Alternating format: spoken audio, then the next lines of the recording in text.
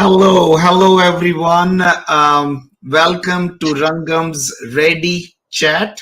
Rangam is introducing our new Ready or Rangam Empathy Drives Innovation Series.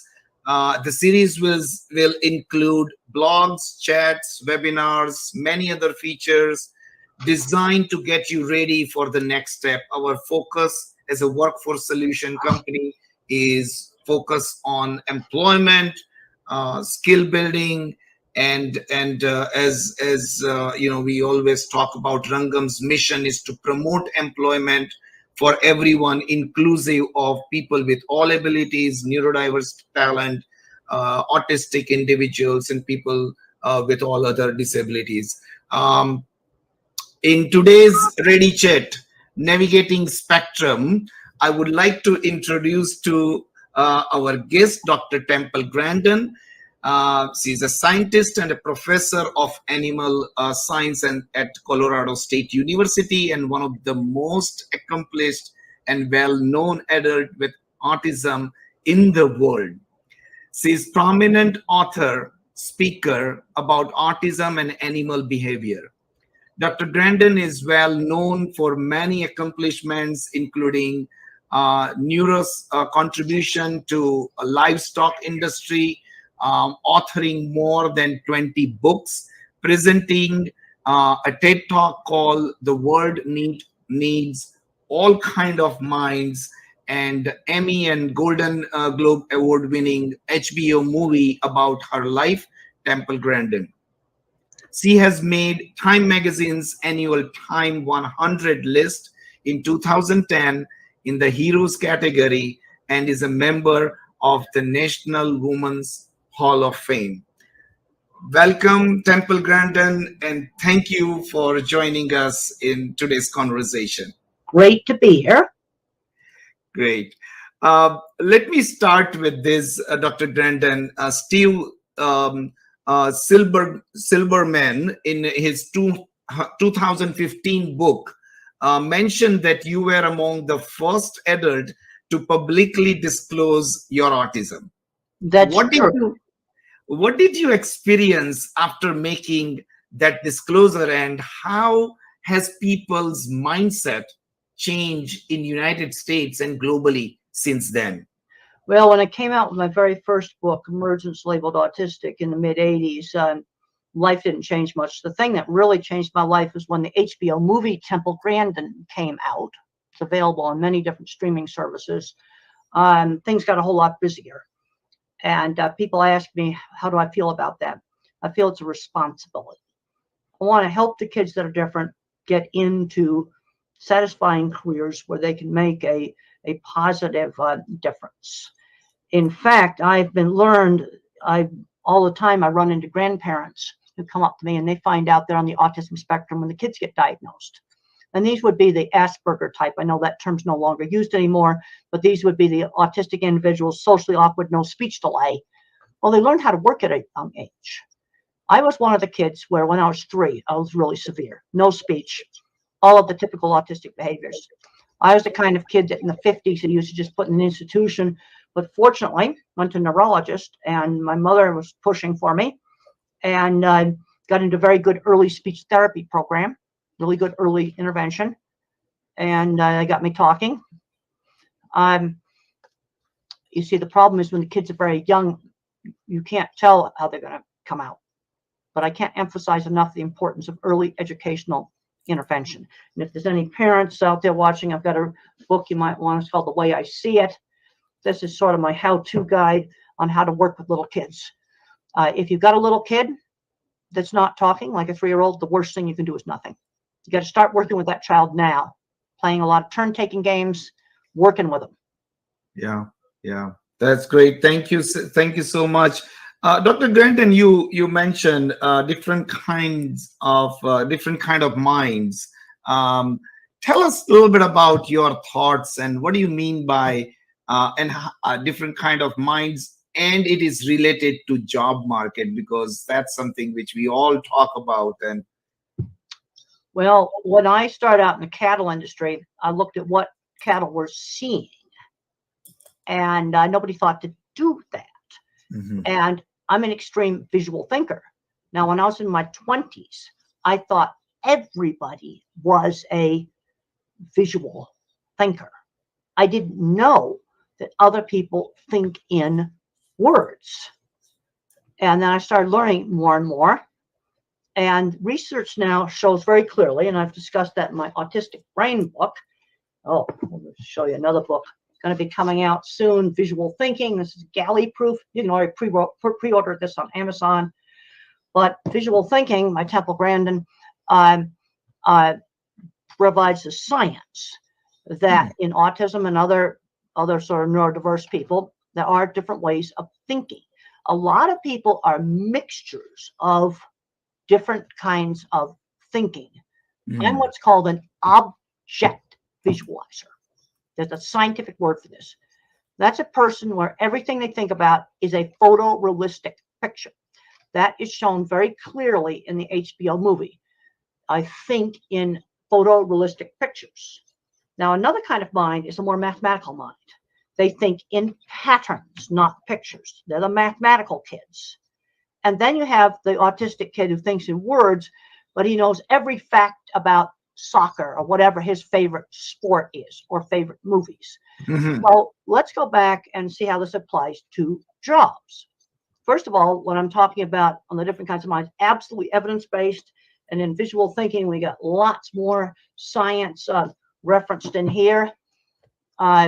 The book, unfortunately, is not coming out until October because there's printing shortages and paper shortages. Yeah. Right now, they're very concerned about. I will have the book done by the end of June, but they just don't have the paper. Oh, So wow. that's why it's going to be October when it comes out. All right, let's go back to jobs. My kind of mind, kinds of things I'm good at is graphic design and art. And that was very helpful to me in my work on designing livestock facilities. Picture thinking, people like me are Mhm. good at art and graphics, working with animals, Yeah. photography, but also mechanics. Hmm. Seems kind of odd, but picture thinking, art and mechanics actually go together. And I worked with a lot of brilliant mechanical people that could just build anything that a factory needed. And they may have barely graduated from high school, but they took a shop class. Mm-hmm. Then you have your more classic tech people. And a lot of those are on the autism spectrum. I've been out to the tech companies, rooms full of programmers. These are your more mathematical minds doing programming, doing all kinds of data analytics works, artificial intelligence, your classical, might say, techie, computer programmer type of person. Then Yeah. you've got your word thinkers. Now, the kinds of jobs they'd be good at is specialized retail. Okay, let's say you're shopping for a phone. Well, they would know all the different kinds of phones and not try to sell you the whole store, but maybe sell you the best phone for you and give you the pros and cons of every kind of phone. Now, let's look at where different kinds of minds can work together. Let's go back, and you do a lot of stuff with pharmaceutical companies, also with some of the financial companies. A person like me needs to be working on the interface. Okay, we're talking on StreamYard right now. Yeah. This is an example of a program that I did not have to learn how to use. That's an example of a good interface. Yeah. But then your mathematical minds had to create the program. Same thing with Zoom. Just the other day, I was trying to get my phone company to put my European calling plan on it, and dealing with their artificial intelligence robot. I was about ready to rip my hair out. Most awful interface. I got completely frustrated with it. And thank goodness somebody, nice lady at the phone store, knew how to do it.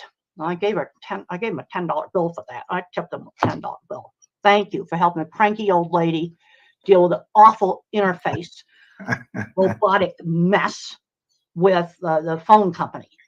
That's an example of a bad interface. You see, Right. my mind works in specific examples. So, okay, techies out there in artificial intelligence, you need my kind of mind to make the interfaces. And then the mathematicians have to make the programming work. Let's go back to the original iPhone, which everybody copied. Steve Jobs wasn't a programmer. He was an artist. Yeah. He also was probably on the spectrum. Yeah. And he made an interface that was easy to use, which everybody copied. You see, I want to give examples of the different kinds of minds. Let's go back to the food processing industry, which I'm in. The degreed engineer will do things like refrigeration, boilers. We use ammonia refrigeration systems. They can be very dangerous. They require degreed engineers. But then you have the other parts of the plant, what I call clever engineering, clever packaging equipment, mechanically clever equipment. That's actually invented by somebody who barely graduated from high school that took a welding class. That's where we're losing skills. Now, COVID is winding down now, at least for me, and I'm now allowed back in the plants. I was kept out for 2 years because of COVID restrictions. Well, what I'm discovering is that they're clever engineers who can build things for me. Yeah. Are all retiring. They're not getting replaced. Yeah. And there's a connection here between the autistic kid playing video games in the basement and this factory not having someone who can build a little ramp thingy for me. Yeah. Which Yeah. should have been an easy in-house Right. job. There's So a connection here. We were actually paying the price for taking out shop classes 10 years, 20 years ago. We're paying the price for that now. We have these kids growing up, they've never used a tool. And let me tell you, electronic chip factories, they need my kind of mind too. There's plenty of conveyors and clever engineering stuff in electronic chip factory. I was going to go on a tour of one, but I got to see the inside confidential video, showed me the inside of the entire factory. Plenty of stuff for me to work on. See, now the problem is my kind of mind can't do higher math. So I'm getting screened out. And this is one of the things I'm discussing in my book, Visual Thinking. We need my kind of mind, and we need to work on how the different kinds of minds can complement each other. Yes. And the horrible mess I had trying to get international calling plan on my phone on stupid robotic AI program it has. This old senior was about ready to tear her hair out, and thank the nice lady at the phone store who did it for me. Yeah. So Temple Grandin, that this is something which we always talk as a staffing company. Our recruiters always talk, and we train them to screen in candidates versus screen out. You just Well, we have to mentioned. figure out different jobs require different skills. Yeah. Because what my kind of mind, I'm not going to touch an ammonia refrigeration system. Right. All Right. food processing plants have them, and you need very, very highly skilled engineering people to deal with that. But Yeah. you also have all the clever equipment, Yeah. Yeah. and a lot of our equipment, like say for poultry processing, for example, Right. it's coming from Holland. It's coming from the Mhm. Netherlands. And the Mhm. reason for that is they kept shop classes. So the thing I want to get across is that what I'm seeing in industry is the tech industry and the financial industry is reaching out to pick up the mathematically inclined people on the spectrum. Yeah. Yeah. What's not happening is we're not getting the clever engineers. I'm Yes. sure that baby food formula, the factory that got shut down, also needs my kind of mind. Yes. So, Dr. Grandin, what I learned is, and you have created such an amazing picture of this, how the whole ecosystem of employment can work. And this particular example, I have what I have learned that from design, we need the UX designers, the people who can design great. Then to build, the programmers, they can be a great Programmers engineers. make the program. And I've read his book, Coders. And one of the things it said, and it kind of disturbed me, is that some of the coders look at the interface people as sort of, wishy-washy, not that important. But the reason why programs like Zoom took over and StreamYard, the first time I got confronted with StreamYard, I'd never even seen it before. And I figured out how to use it. Okay, Yes. that's an example of a good interface. That's I right. don't want to read about how to use these things. Yeah. You have a good interface, and then it works right. Right. Then it just works. But you need both kinds of minds. Yeah. And right now we have a lot of emphasis on math and higher math, and my kind of mind's getting screened out. And I review journal articles, and boy, I can tell you, they don't tell me what they fed their animals. Yeah. That can really change the results of even biomedical experiments. Totally change results. But they'll do a fancy multivariate analysis on something with 25 subjects in it, which is, I think, sort of silly. But you see, the thing that's important is that you need both kinds of minds working on various projects, and they have complementary skills. So big corporations ask me, what's the first thing we have to do? The first thing you have to do is realize that different kinds of thinking exist. Yeah. That's the first thing you have to think of. A lot of people are mixtures. Yes. But you're not going to find an extreme object visualizer like me and an extreme mathematician in the same person. That's not going to happen. They're kind of opposite traits. And then third component or third type, you mentioned, Dr. Grandin, is about text or words, right? So now, how do we educate these individuals and they can sell it? So there are individuals they can sell. You have 10 different phones. They know each and every phone. They know every single phone, and let's look at where there's been some successes. Yeah. There's been some big successes with the word thinkers selling cars. Some very, very good successes. Now back to my kind of mind with video game addicted kids, video game addicted young adults. There's now been 4 successes of replacing the video games with car mechanics. It seems odd. I don't have any other specific examples, and my mind only works in specific examples. But what these young adults found is that fixing cars was much more interesting than video games. That's really interesting. And you have to replace it with something else. Now, I'm sure there's some people in the video game industry that hate my guts, But I wouldn't be so critical if people on the spectrum were going into that industry and getting fabulous jobs. But that's not what Wow. I'm seeing. I'm Yeah. having moms come up to me all kind of sad and tell me my kid's 22 and he plays video games for 10 hours a day and I can't get him out of the house. Yeah. That's the thing that I'm hearing a lot more often. And these kids are growing up, they've never used a tool. Hmm. See, I think this is a big problem. And then I go to the meatpacking plant and I'm seeing that they're losing their in-house capability for building, doing metal work. And well, eventually they're not going to be able to shop it out because there's not going to be any shops left that do it. Yeah. Because the kids are playing video games in the basement. You see, there's a relationship here. And let me tell you, that chip factory needs them too. And that baby formula factory needs them too. Yeah. Not just the meat industry, Yeah. which is the industry I happen to be in.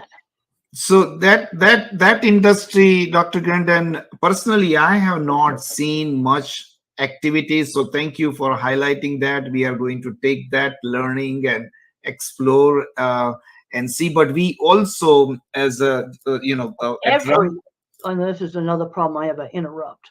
And this yeah, gets please. back to the problem that my processing speed is too slow. I can't get the timing right. So let's talk about things to help the different minds. Yeah. Any task that involves a sequence, let's say tearing down a machine and cleaning it. Let's say a McDonald's ice cream machine. Even now, I would need to make a pilot's checklist: tear down steps, reassembly step, cleaning steps, and then reassembly steps. Yeah. Because I do not remember sequence. So I would need to give myself a pilot's checklist.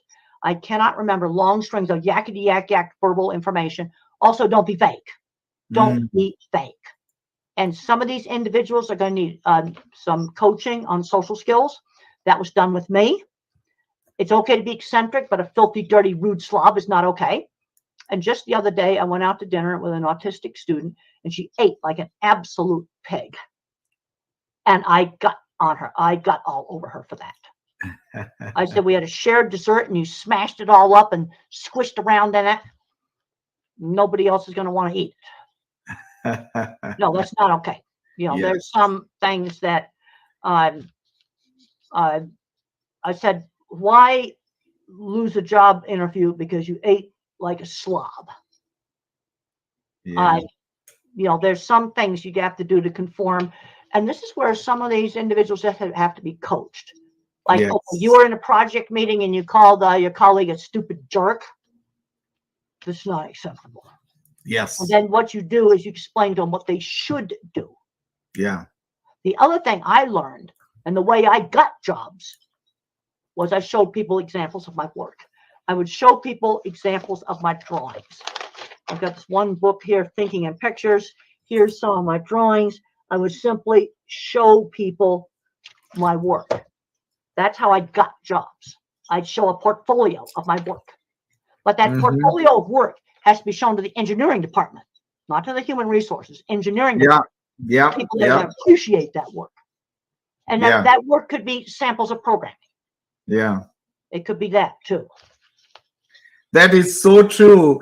And in fact, right now Dr. Grandin, we are launching these new services for creative services. We are pitching to marketing people, chief marketing officer and their team, and showing that or demonstrating actual work done by artistic professionals. Right. So it is so important to demonstrate that. And other thing which you mentioned is what they should do. That coaching and that mentorship is so important. That's another thing. When we talk to the employers, we always talk about setting up those mentorship programs. That's so they get that support they need at work. Well, I had to be, my first job I ever had, I criticized some welding and I said it looked like a pigeon and doo-dooed on it. And the plant engineer pulled me into his office and explained that it was not acceptable. I had to apologize for that. He also explained the chain of command. The welder was his employee. And if I didn't like the welding, I should have come to him. So he explained the chain of command, but he also explained that I had to apologize to the welder for that rude talk. Now, I didn't tell him the welding was wonderful because it wasn't. but I apologized for the rude talk, and he made me go up to the cafeteria and apologize. Okay, see what he did. He was a very good coach. He told me what I should do instead of just screaming Yeah. at me and chewing me out. Yeah. See, that's really important because some Yeah. of these individuals, you have to train them. It's almost like coaching somebody how to behave in a foreign country. Yeah. Like an Yeah. example would be if I put my foot up right now and put the sole of my foot up to the camera. In the Middle East, that's very, very rude. Yeah. Now, I have no way of knowing that that's rude unless somebody told me. That's right. That's Yeah, right. unless somebody tells me.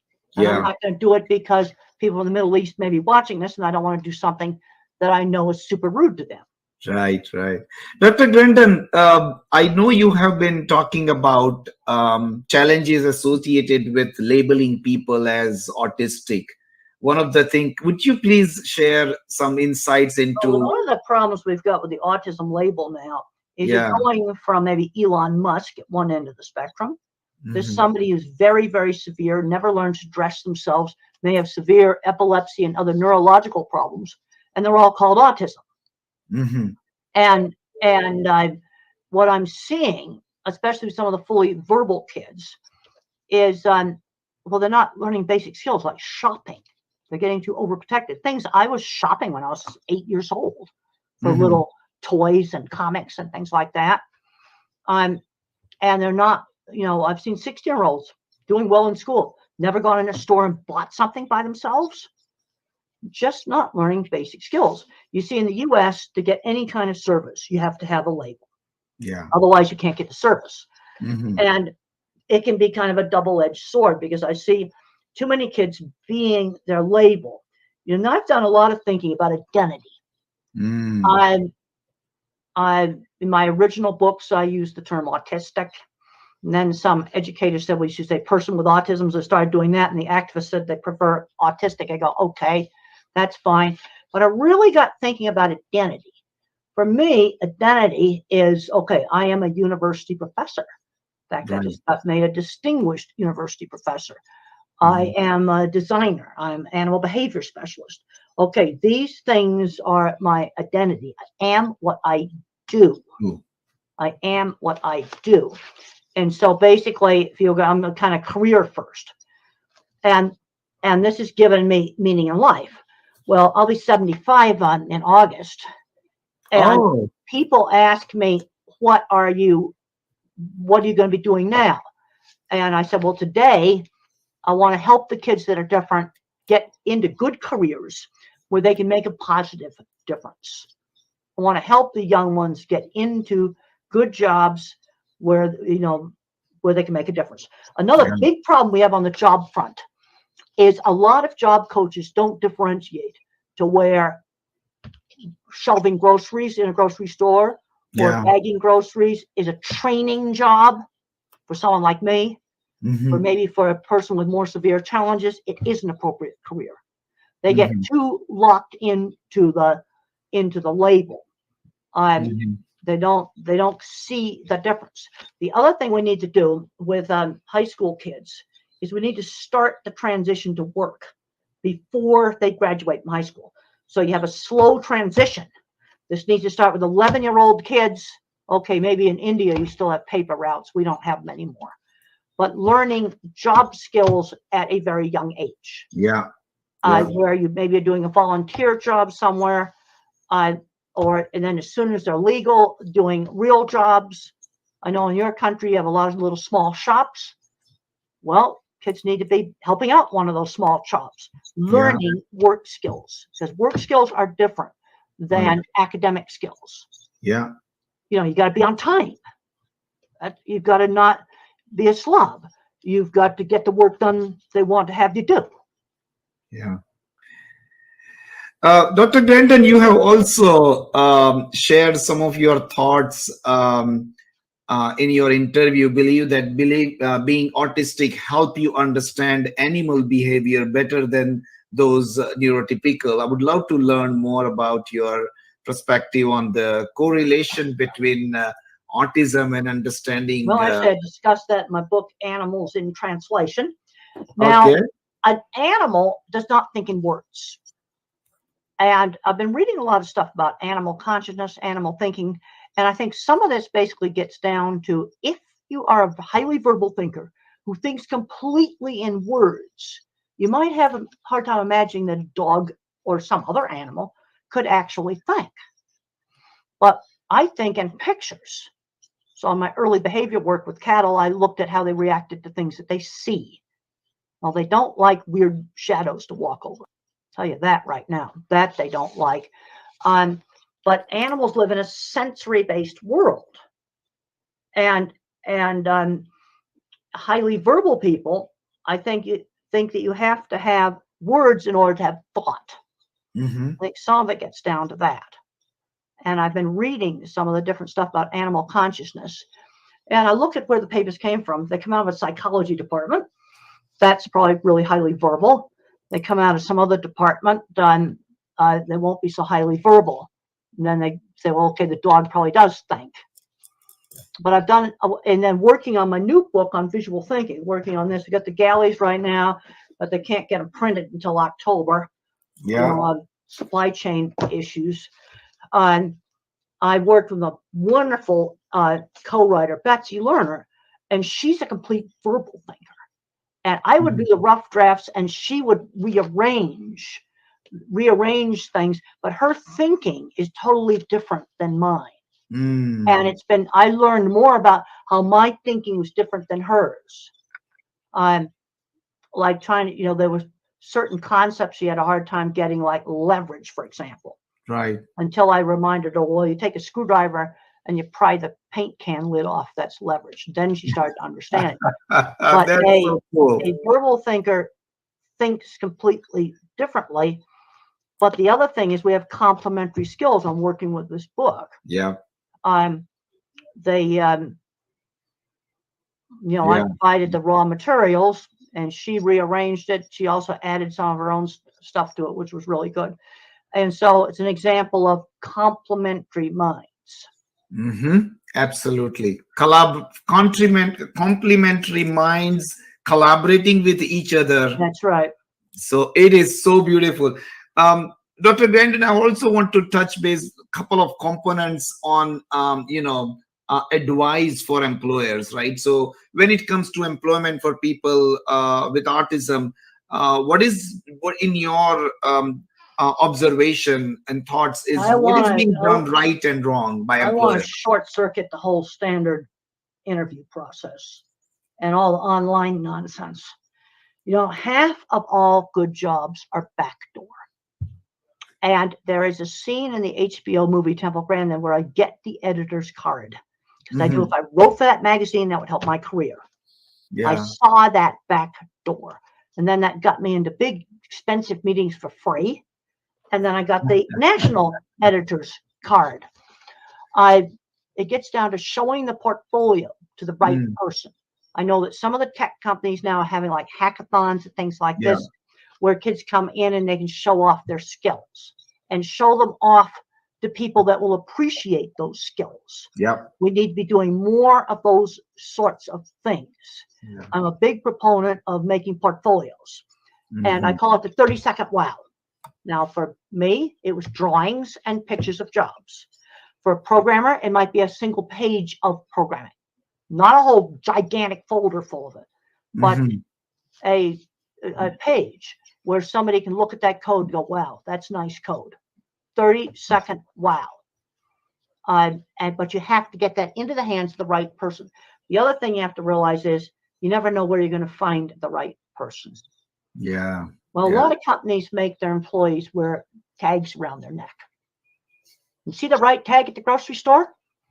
So I say to parents, you might want to go up and show them some of your kids' programming work that you have on your phone. Parents get so much into the label trap that they'll say, my student's a good artist. I said, now, do you have any of the work on your phone? Why is it not on your phone? So you can show it to people and help them get a job. It could be code. And what you don't want a huge book full of it. You want something neatly titled, what it's for, neatly titled, and they can read it quickly and go, wow. I want to hire that person. Yeah. That's the thing I learned. Most people, I figured out how to find the person that would open the door. That person can be anywhere. Yes. Most people don't see the door. Yeah. That's why that scene where I got the editor's card, and that scene is real in that movie, Yeah. is so important. Yeah. I recognized that door. Beautiful. That demonstrating and keep the information through which you can demonstrate your ability, your skill, your Then you can get expertise. in, and then we know that Microsoft and some of these companies, Yes. S&P, some of the financial companies, they can come in and they can demonstrate their Yeah. skills on programming. So that's where I see, like for the mathematical minded kid, Yeah. visual, spatial, mathematical minded kid, they're reaching out. But my kind of mind is the art mind, but also the mechanical mind. Yeah. Like I watched the video Deep Inside the Chip Factory, the confidential Hmm. video they don't normally show. Hmm. And there was lots of conveyors. There was all kinds of mechanical devices in there for my kind of mind to work Yeah. on. So Beautiful. it isn't just food processing. Well, then I'm sure the formula factory, that's been a mess. You shut down one gigantic factory, and now there's no specialized baby formula. That's a mess. And you need visual thinkers like me to fix that factory. Why is it taking them 3 months to fix that factory? I don't know. Dr. Grandin, I would like to ask for your advice. Let me give you a little bit of background what we are working on, and we are Okay. in process of launching. We have built a technology which is scanning about 3 million job descriptions and Okay. titles and locations. Okay. And through this scanning using AI and machine learning, and by the way, our development team and UX designers, they are, autistic individuals are part of Okay, our good. team Good. I'm glad designing you have this. autistic individuals involved in this. Yes. The other thing is you have to, you probably have more of the mathematical types Yes. involved in this. And my little experience with trying to work with this horrible robotic AI program with a phone company. Yes. They send me a PIN number, and this old lady doesn't know how to read a text while I'm yakking on the phone. Yes. That was a So frustrating thing. And I was just saying, give me a live person to talk to, and it wouldn't. yes. So Dr. Grandin, so this technology is going to help employers identify those jobs where there will be a higher probability of success for people on the spectrum. And you mentioned earlier, all different kinds of jobs. So it reads this job description. So my question to you is, what would be your advice that what we should be careful and and not do injustice to employers or to our work, like, because our goal is to find the right talent and the right job and do that matching and influence Well, you hiring see, I think managers. for the mathematically minded people on the spectrum, that's where the best stuff is going. See, my kind of mind, in order to work in mechanics, needs to take shop class in school. I'm just horrified. So I'm going out to the plants. They've lost their in-house capability to build relatively simple things, or the capabilities about getting ready to retire. Now, the thing is, this visual thinking autistic person has to acquire the skills with tools. I think Yeah. one of the worst things we've done in our educational system is taking out all the hands-on classes. If I could do something to our schools, I'd be putting all of those classes back in, because we need these people. This is the person that can just see how to build something and just go in the shop and make it. And I don't care if it's a chip factory or it's a food factory. Yeah. You need those same skills, and that's what we're losing. And we're importing stuff for a poultry processing plant, 100 shipping containers from Holland. Yeah. And so the problem with the visual thinkers is they may have had a chance to do their art, Mm-hmm. but they haven't had a chance to demonstrate this other mechanical skill. Mm-hmm. And I know of 4 cases where adult video game addicts were weaned off, and they found cars were a lot more interesting than video games. But car mechanics, they should have been exposed to that in high school. You see, that's not happening. You see, that is the problem. So where I get the most concerns, my kind of mind. Now, the people for specialized sales, They, I can see things like, it could be shoes, let's say all sport shoes. I'm just making up a category. Okay, there's a zillion kinds of shoes for sports, from very expensive to cheap ones. Which ones would be the best shoe for this kid or for this adult? People appreciate being someone helping them buy the right shoe, not shoving a whole store down their throat. That's something that people would want and appreciate. They also have to be coached on some, just basic social skills. Right. Now, the reason why that granddad ends up having the job is because in my generation, social skills were taught in a much more structured manner, like just how to shake hands. Yeah. Just not eating like a slob. I mean, I told this one student, I said, "You eat like an absolute slob." Yeah. And that needs to stop. And these things are not that hard to correct. Yes. Dr. Grandin, I want to be sensitive to your time, and I really appreciate, we all appreciate your time. I have a couple of minutes left. I would like to. I can go a little bit longer. Oh, that would be great. That would be great. So I have a couple of questions in that case. One is, there are books, magazines, articles, documentaries, and even a film that tell the story of your amazing life and accomplishment. Tell us something that the world doesn't know yet. Is there anything you can share what happened in maybe during COVID? Earlier we were talking about. Well, one thing I learned with COVID, of course, I'm kind of space station, fan. I like all that stuff. And I said there's some things you can learn from the space station. Be on a schedule. During COVID, I got up every morning. I took a shower.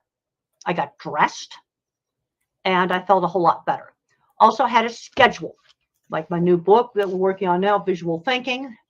That was my COVID project. And I called up Betsy and I said, let's do a book together. She needed a COVID project too.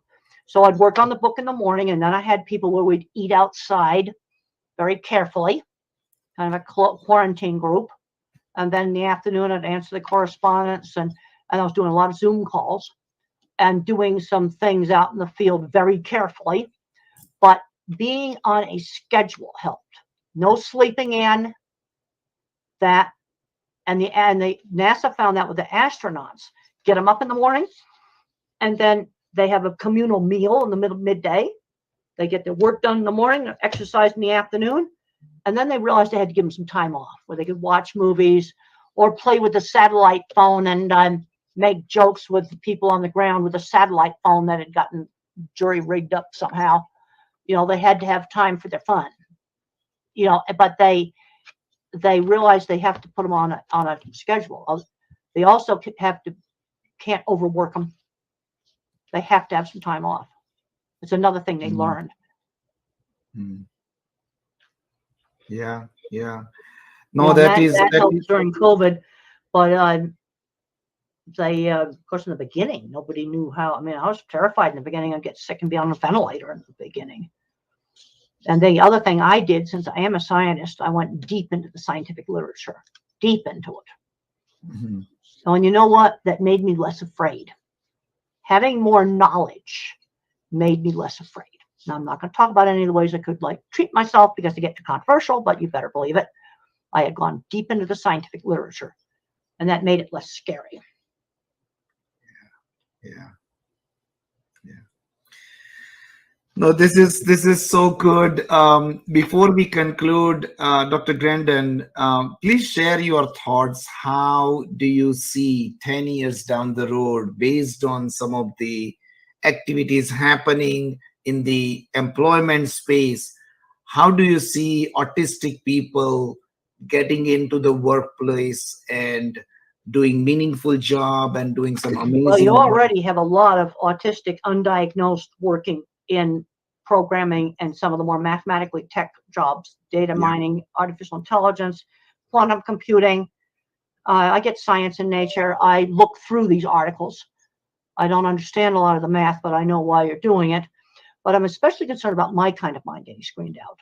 We're not able to do higher math. So how to get a PhD? Well, fortunately, when I took Went to college. I didn't have to do algebra, which I cannot do. It's too abstract. I got a C in statistics with tons and tons and tons of tutoring. But the thing is that people, they need my kind of mind, especially on a lot of factory stuff. I'm going to estimate that when I was out working in construction, that 20% of the talented welders that could build anything, invent equipment, you're talking about people owning companies, patents, and they were on the spectrum, undiagnosed. 20% of them were either autistic, dyslexic, or ADHD. Yeah. They are not getting replaced. That is the problem. I call it the clever engineering department. Yeah. And it's different than the degreed engineers. And I saw this division of labor and engineering every single factory I worked in. I worked for all the big ones. Okay, ammonia refrigeration system. No, that's a degreed engineer's job. I don't mess with that stuff. It's very, well, you better know what you're doing with that. But then you've got the other side of engineering. Think clever packaging machine. Think of the paper feed in your copier. Somebody designed a really good paper feed on my little tiny 15-year-old HP printer, which my computer guy laughs at. I've abused it, yanking paper out of it. I broke it and I managed to fix it. But whoever designed that paper feed, this little printer's just kept chugging along, and everybody laughs at it. Well, why do as long as I can buy cartridges for it, I'm going to keep using it. But that's an example of clever engineering. Paper feed in a printer. I want to just put it to something that anybody can look at that and understand what I mean by that. Then I had this other printer where one stupid little plastic roller broke, and I had to throw away the whole printer because I had no way of getting the part. That really ticked me off. We could have gone to 3D printer somewhere and could have had to make that part. But now that things are getting more expensive, throwing stuff away now. No, but there's two parts of engineering. There's the mechanically clever. You see, this is what the visual thinker like me does because I can see what works. Then there's more mathematical parts of engineering, like making sure how to design a roof truss for snow load. That requires some more mathematical engineering. Right. You see, you need to have both. So the mathematical engineering, that's your degreed engineer. But don't put a degreed engineer fresh out of college in charge of concrete work at a factory, because you will get ripped off by contractors. I've seen it. Yes. And that's where, Dr. Grandin, that's one of our initiative is how do we identify more and more jobs like this and then help employers hire more autistic people. And in some cases, we are struggling finding the talent. One of the problems we have with my clever engineering department is all the people I've worked with were inventing things and making things when they were children. And this gets back to the hands-on classes. Taking out shop classes, worst thing they ever did. Because the art side of a lot of these kids is getting developed. But what's not getting developed is the mechanical side. Let me tell you, the electronic chip factory needs it too. I saw plenty of conveyors and stuff for my kind of mind to work on when I got into the confidential video of deep inside a chip factory. I'm really glad I got a chance to see that. They see this is the problem. Because to get the kids off the video games, then they had to be slowly introduced to car mechanics, and they learned it very quickly. Let's get some of these video game addicts and start giving them mechanical problem solving. Yeah. Well, you have a problem with something. How do you fix it? I've seen kids where they're 16 years old and they're building elaborate things with Legos, and nobody thought to introduce tools. Right. You see, this is where people are getting too much into the label, and I can tell you, we need these skills, and we need them really, really badly. Yes, I 100% agree with you with the current market situation, with the Great Resignation, and I just can't believe that God, everywhere I go. Yes. I've seen parents, oh, get your kid a job. Everybody's hiring. You should be able to get a job now. I don't That's care right. what industry it is. That's right. Banners hanging down all over every kind of business you can imagine. Yeah. Yeah. And they are hiring. Now, I've seen in my industry where a person will just start out on a line job, gravitate over to the maintenance shop. Next thing you know, 15 years later, they're building a new plant addition. I have seen that. Person barely graduated from high school. This is clever engineering department. And I'm seeing that. And the thing that's really scaring me is I'm seeing this loss of skills. Now I'm getting back out into the plants and I'm finding out that the clever engineers are retiring. Right. And nobody's replacing them. And I don't care. The chip industry is going to have the same problem. Yeah. Yeah.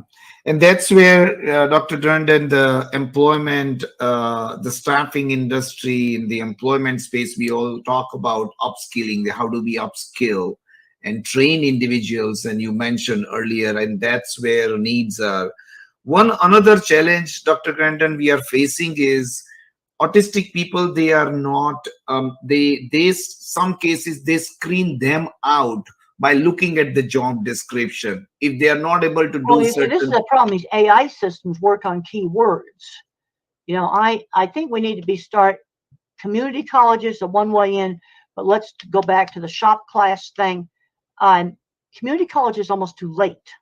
We need to be hooking these visual thinking kids on building things, 6th grade, 12-year-olds, 13-year-olds, 14-year-olds, younger kids. And then what's happening, us visual thinkers, I think some of the worst video game addicts. I won't have any of this stuff on my phone. One time I played this one video game. I thought I played it for 30 minutes and I played it for 3 hours. And I'm going, oh, this can't be doing this. I wish these kids were getting fabulous jobs in the video game industry.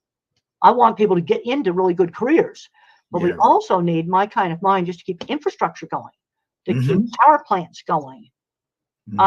Okay, solar panels. Okay, they have the mechanism for tilting. Nobody's fixing that. We have a big solar field at our airport, and they're tilted every which way. Nobody ever fixes it. I'll tell you something else we need. We need to be grazing some sheep under them. That'd be a really good, sustainable use of the land. We need to be using that land under the solar panels. And I know there's new transparent ones will help, but we need to be, let's put some sheep under there. Not goats. They'll get electrocuted on the wires. They chew everything. But you see, when I think about something like this, I see it. Yeah. Yeah. Okay, when I talk about the solar panels that are every time I drive by them, they make me mad. Nobody's done one droplet of maintenance on those solar panels, and they're tilted every which way. Half the tilters are broken. Wow. Wow. Yes. Temple Grandin, Dr. Grandin, it was such a pleasure meeting you, talking to you, and learned so much about employment, different kind of minds, and all different abilities. And we would love to continue this conversation. Wishing you all the best, well in advance, your 75th birthday in August, and all the best for the October book launch. Hopefully you will able to get the books. You can pre-order it right now on Amazon. Yes. We're taking pre-orders. I wish it was coming out sooner, but it's called Supply Chain Management Problems. Great. Great. Again, thank you so much. Thank you, Melinda, for great work, as always. And thank you, Dr. Grandin, for your time. And wishing you all the best, healthy, and happy next year. I know you started traveling, so wishing you all the best. Have a safe travel, and please continue your great work and your research in this area. We really appreciate all the great work you have done. Well, thank you very, very much. It's been great talking to everybody. Really enjoyed it. Thank you so much for having me. Thank you. Take care. Okay. All right. All right. Yeah, bye.